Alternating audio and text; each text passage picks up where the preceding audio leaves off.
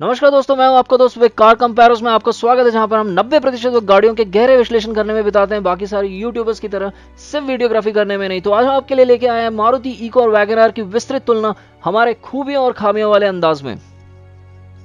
मतलब इस वीडियो के आधे हिस्से में आपको इको की कुछ ऐसी खूबियां दिखाएंगे दोस्तों जो वैगन आर में मौजूद नहीं, और उसके बाद वैगन आर की ऐसी खूबियां दिखाएंगे दोस्तों जो इको में उपलब्ध नहीं। लेकिन इन दोनों गाड़ियों की तुलना आखिर हम क्यों कर रहे हैं? ये तो बिल्कुल अलग सेगमेंट की गाड़ियां, एक हैचबैक है और दूसरी वैन। तो दोस्तों बात ऐसी है कि गूगल सर्च डेटा के मुताबिक हर रोज हजारों लोग इन दोनों गाड़ियों की तुलना खोज रहे हैं। खास उनके लिए हमने आज ये वीडियो बनाया है। इन दोनों गाड़ियों में से ज्यादा उपयुक्त टैक्सी कौन सी गाड़ी साबित होगी ये तो हम आपको जरूर दिखाएंगे, लेकिन हम ये बात भूले नहीं है कि आज भी छोटे गांव और ग्रामीण इलाकों में हजारों परिवार अपने घर परिवार के लिए प्राइवेट नंबर प्लेट वाली यानी कि सफेद नंबर प्लेट वाली इको खरीदते हैं। और क्यों ना खरीदें दोस्तों, जिनके परिवार में 7 सदस्य हैं और बजट 5 लाख से कम है, उनके लिए पूरे मार्केट में इको के सिवा और कोई पर्याय उपलब्ध नहीं है। इस वजह से कई जगह पे इको काफी लोकप्रिय फैमिली कार हो चुकी है और पड़ोसी की इको देखकर 4-5 सदस्य वाले परिवार भी इको अपनाते रहे हैं। दोस्तों ऐसे ग्राहकों के लिए वैगन आर जैसी आधुनिक गाड़ी बेहतर पर्याय तो नहीं, या फिर इको में कुछ ऐसे खास पुर्जे लगे हुए हैं जो मिट्टी और कीचड़ से भरी हुई सड़कों पे उसे वैगन आर से बेहतर पकड़ और नियंत्रण देते हैं? ऐसे सारे सवालों के जवाब आपके सामने पेश करेंगे कार कंपैरोस के Wagon R versus Eeco comparison video में। तो चलिए शुरू करते हैं इको की पहली खूबी से, जो है उसकी ऑफरोडिंग की क्षमता। आज बड़े दुर्भाग्य की बात है कि ढेर सारे ग्राहक गाड़ी खरीदने से पहले उसके ब्रोशर में लिखा हुआ ग्राउंड क्लियरेंस और पहियों का आकार पढ़ के गाड़ी की ऑफरोडिंग क्षमता का मन ही मन अंदाजा लगाते हैं। ऐसा करना कितना गलत साबित हो सकता है, इसका बेहतरीन उदाहरण है ये दोनों गाड़ियां।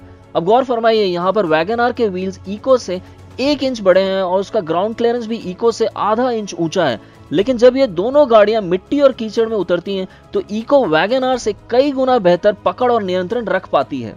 दोस्तों जिस कीचड़ में वैगन आर फंस जाती है वहां से इको आराम से निकल जाती है। सोचिए ऐसा क्यों?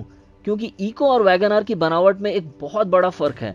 वैगन आर एक फ्रंट व्हील ड्राइव गाड़ी है, जबकि इको रियर व्हील ड्राइव, यानी कि वैगन आर का इंजन सिर्फ अगले पहिए घुमाता है, जबकि इको में इंजन पिछले पहिए घुमाता है। इसका नतीजा ये होता है कि जब गाड़ियां मिट्टी और कीचड़ में चलती हैं तब वैगन आर के अगले पहियों को गाड़ी खींचनी पड़ती है, वहीं इको में उसके पिछले पहिए गाड़ी को कीचड़ से बाहर धकेलने का काम करते हैं। दोस्तों 5 लाख की कीमत में मिलने वाली इकलौती रियर व्हील ड्राइव गाड़ी है इको। दरअसल 9 लाख के नीचे आज पूरे मार्केट में इको के अलावा कोई भी रियर व्हील ड्राइव गाड़ी उपलब्ध नहीं है। 9.5 लाख रुपए में जाके बोलेरो की कीमत शुरू होती है। इसका मतलब जो ग्राहक कच्चे रास्तों पे अपनी गाड़ी इस्तेमाल करने वाले हैं लेकिन जिनका बजट 9 लाख रुपए से कम है, उनके लिए इको खरीदने के अलावा कोई पर्याय उपलब्ध नहीं है। हर महीने भारत की टॉप 10 सबसे ज्यादा बिकने वाली गाड़ियों में से एक इको होने की दोस्तों ये बहुत बड़ी वजह है। शहरी लोगों को तो दोस्तों ये अंदाजा तक नहीं है कि हर महीने क्रेटा या सेल्टॉस जितना बिकती है, लगभग उतनी ही इको भी बिकती है अपने मार्केट में। तो चलिए दोस्तों बात करते हैं दोनों गाड़ियों के सीट्स की। दोस्तों 5 से 6 लाख के बजट में 7 सीट वाली सिर्फ 3 गाड़ियां मार्केट में उपलब्ध हैं, रेनो ड्राइवर, डेसन गो प्लस और मारुति इको। लेकिन ट्राइबर और गो प्लस मिला के इको की आधी भी नहीं बिकती।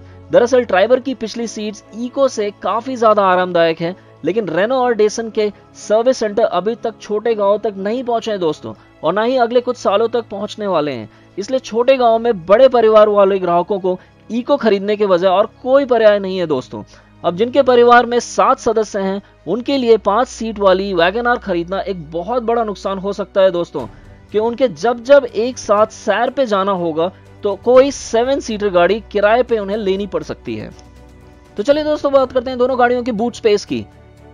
सिर्फ बड़े परिवार वाले ग्राहक इको की अंदरूनी जगह का लाभ उठा सकते हैं ऐसा बिल्कुल नहीं। जो ग्राहक अपनी खुद की गाड़ी अपने बिजनेस के लिए इस्तेमाल करते हैं उनके लिए भी इको वैगन आर से बेहतर पर्याय है। पहली बात तो इको में वैगन आर से 200 लीटर ज्यादा बूट स्पेस उपलब्ध है दोस्तों, यानी कि वैगन आर से लगभग 60% ज्यादा। अब गौर फरमाइए, वैगन आर और इको की लंबाई में कुछ खास फर्क नहीं है और चौड़ाई में तो इको वैगन आर से पूरे 6 इंच छोटी है। फिर इको की दोस्तों वैगन आर से ज्यादा जगह कैसे हो सकती है? तो दोस्तों इस सवाल का जवाब पाने के लिए आपको इको का बोनट खोल के देखना पड़ेगा। फिर आपको तुरंत पता चल जाएगा कि इको के बोनट के अंदर इंजन ही नहीं है, क्योंकि उसका इंजन तो अगले सीट के नीचे स्थित है, जबकि वैगन आर का इंजन ड्राइवर के आगे स्थित है, जिसके कारण उसका यात्री कक्ष इको जितना लंबा नहीं हो पाया दोस्तों।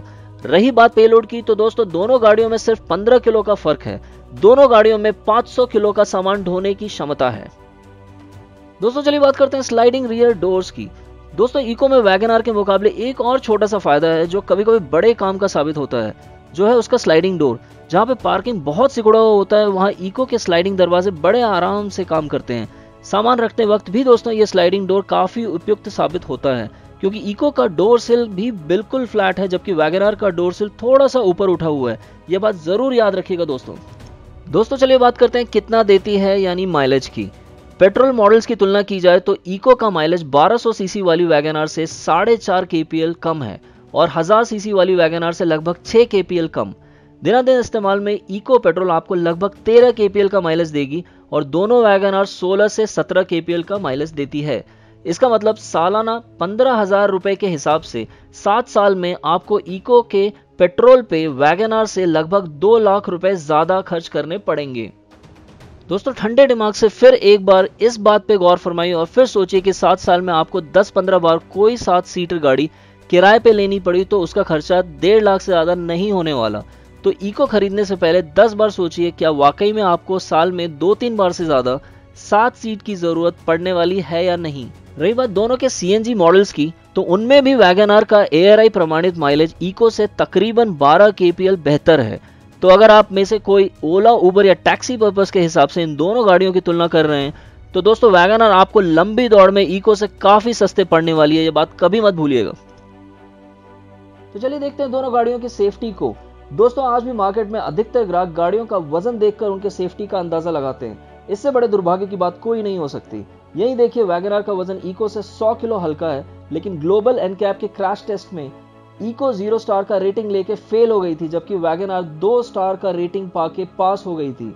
माना कि टेस्टिंग के लिए बिना एयरबैग वाली इको इस्तेमाल की गई थी दोस्तों, जबकि वैगन आर में ड्राइवर एयरबैग मौजूद थी। लेकिन यहाँ पर सिर्फ क्रैश टेस्ट रेटिंग देखना काफी नहीं है दोस्तों, इको की ऊंचाई भी हद से ज्यादा है, वैगन आर से पूरे 5 इंच ज्यादा, जिसके कारण उसका सीजी यानी कि सेंटर ऑफ ग्रेविटी इतना ऊंचा स्थित है कि तेज रफ्तार पे मोड़ लेते वक्त गाड़ी पलटी खाने की संभावना काफी ज्यादा है। और यहाँ पर बात खत्म नहीं होती दोस्तों, इको की ऊंचाई का एक और बड़ा नुकसान है जिसके बारे में हम आगे बात करेंगे। तो चलिए दोस्तों बात करते हैं दोनों के पकड़ और संतुलन की। इको की हद से ज्यादा ऊंचाई का दूसरा बड़ा नुकसान हुआ है उसके सस्पेंशन कंफर्ट पे। मोड़ लेते वक्त इको का संतुलन सुधारने के लिए मारुति के इंजीनियर्स को उसका सस्पेंशन बेहद सख्त करना पड़ा है। इस वजह से वह गड्ढों और स्पीड ब्रेकर्स को बिल्कुल भी सोख नहीं पाती। अंदर बैठे यात्रियों को काफी तीव्र झटके लगते हैं। मार्केट की सबसे घटिया सस्पेंशन कंफर्ट वाली गाड़ियों में से एक इको है। इसके विपरीत वैगन आर का सस्पेंशन कंफर्ट कई गुना बेहतर है। इसकी और एक वजह है वैगन आर का लंबा व्हील बेस, यानी कि अगले और पिछले पहियों के बीच का अंतर, जो इको से 3-4 इंच लंबा है। इस वजह से दोस्तों हाईवे पर वैगन आर इको से बेहतर संतुलन दर्शाती है। मोड़ों पर भी वैगन आर में इको जितनी अंडरस्टेयर की समस्या नहीं होती। इको काफी धीमी रफ्तार पे अंडरस्टेयर करने लगती है, यानी कि फिसलने लगती है। इको में बॉडी रोल की समस्या भी वैगन आर से काफी ज्यादा महसूस होती है, मतलब वह मोड़ लेते वक्त काफी मात्रा में दाएं बाएं डोलती है। वैगन आर का हैंडलिंग भी इको से काफी बढ़िया है, यानी कि वह मोड़ों पे बेहतर पकड़ बनाए रखती है और उसका स्टीयरिंग फील अथवा फीडबैक भी इको से अच्छा है। और दोस्तों जब बात आ पहुंची है स्टीयरिंग पे, तो यहाँ पर इको की सबसे बड़ी खामी निकल के सामने आती है कि उसमें आपको पावर स्टीयरिंग का पर्याय भी नहीं मिलता, टॉप एंड मॉडल में भी नहीं। पार्किंग करते वक्त आपको इसकी दिक्कत जरूर महसूस होगी।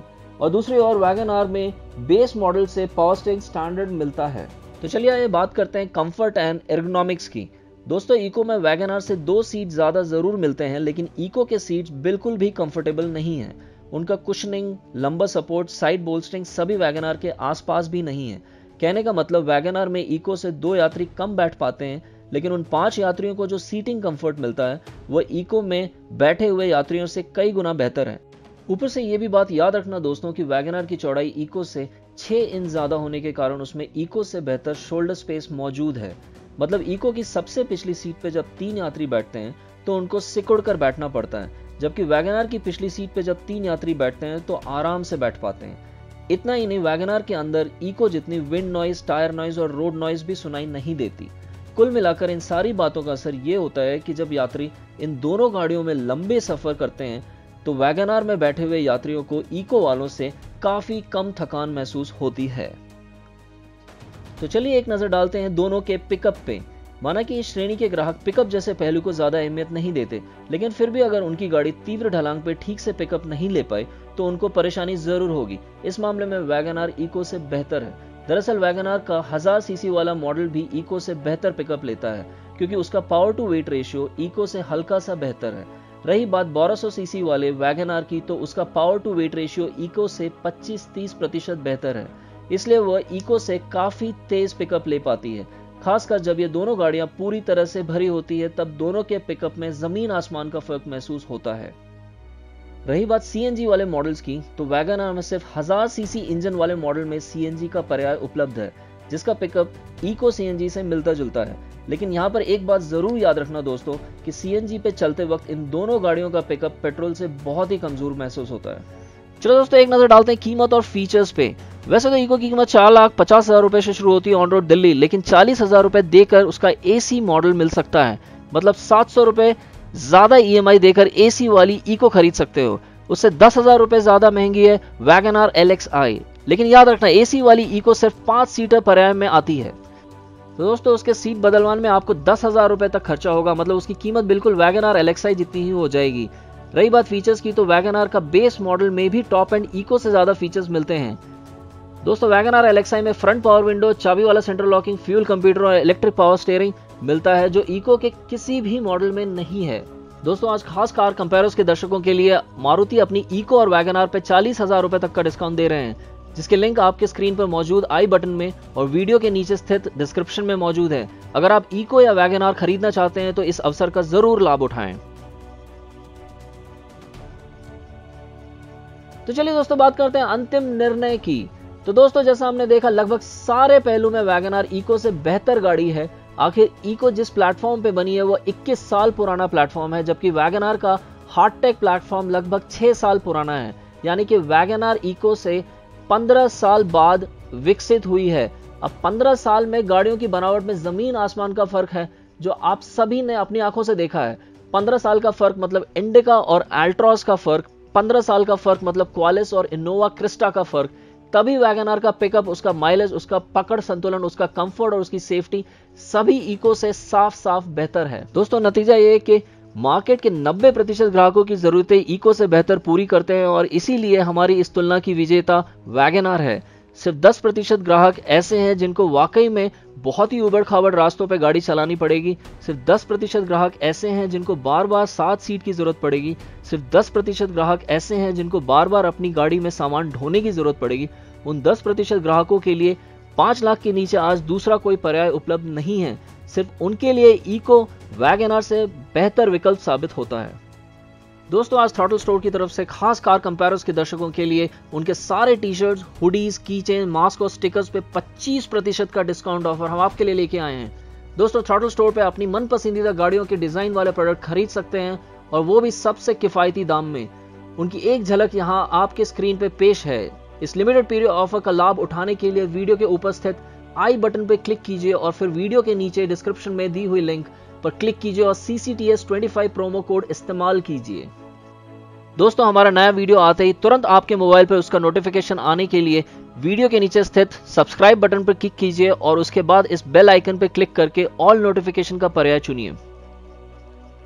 तो दोस्तों आज की गाड़ियों का पर्दाफाश करने वाले एक वीडियो की झलक हम आपके स्क्रीन पर दिखा रहे हैं। इस वीडियो का जरूर लाभ उठाएं और हमारे ये वीडियो पूरा आखिर तक देखने के लिए आपका बहुत बहुत धन्यवाद।